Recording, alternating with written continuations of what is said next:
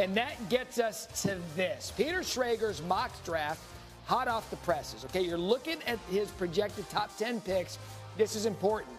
Based on what he is hearing around the league just a day away. He only has one quarterback in the top 10. That's Cam Ward. And at the bottom, you see Schrager has Shedeur Sanders falling to 21, where the Steelers will take it. Both of them join us now. Adam Schefter, Peter Schrager with us. Schefter, before I get to you, Peter, I want you to explain a little bit more about your mock.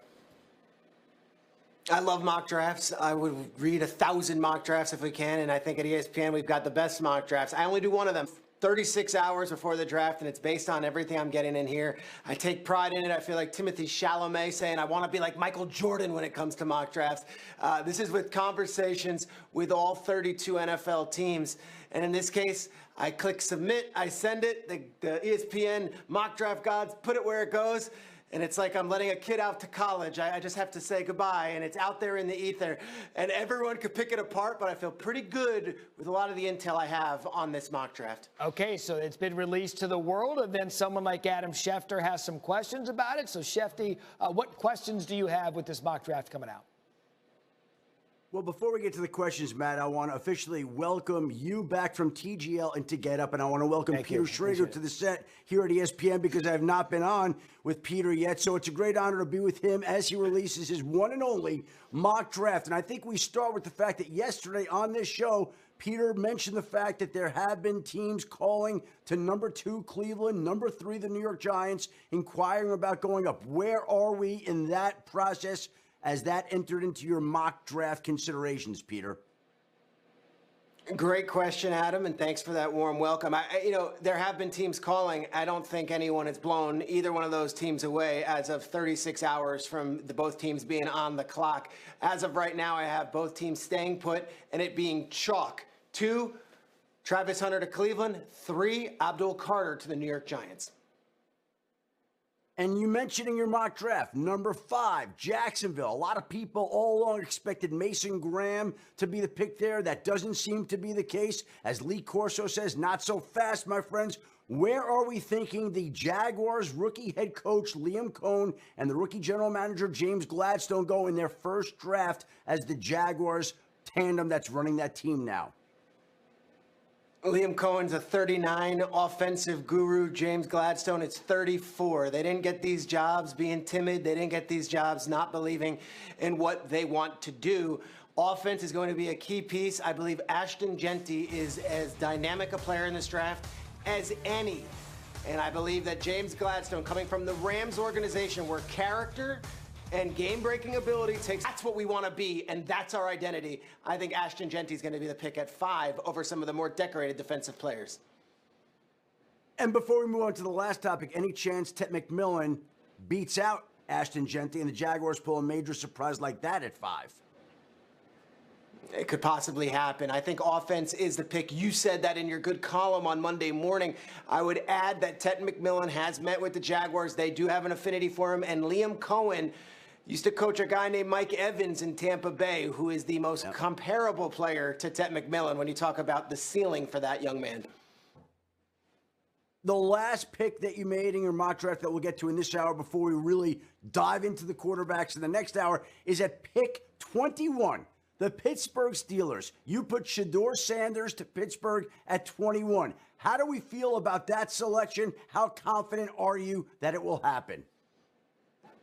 I'm fine with you blasting this all over social media. I'm fine with the entire ESPN audience hearing this. I know they had a good meeting a couple weeks ago in Pittsburgh, and Shedeur and Tomlin got along. If you were to tell me the pick that I am most confident about, I can probably list you 15 of them. The pick on this mock draft that I kind of closed my eyes and put Shedeur Sanders somewhere, it's Pittsburgh. This doesn't come from intel from the Steelers. They're not talking. And from a lot of people I hear, they don't even like him. That's what some people are telling. That said, they have a need at quarterback. Mike Tomlin can take on any personality and anything that comes with it. And I believe Shedeur Sanders can really succeed in Pittsburgh. This one, it went like this. The Steelers is the pick, and that's why they pay me the big bucks. All right, so blindfolded there with the mock draft. Yeah, go ahead, Schefter. No, go ahead. But go. Yeah, what other? Hey, Matt, Field Yates' birthday today as well. Wish him a happy birthday before we get to him as well.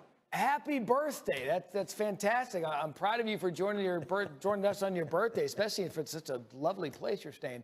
We'll get to Field in a minute, and we'll sing to him in just a second. But, Schefter, I want to switch gears with you and your intel on the Steelers and that quarterback situation and what they might do in the first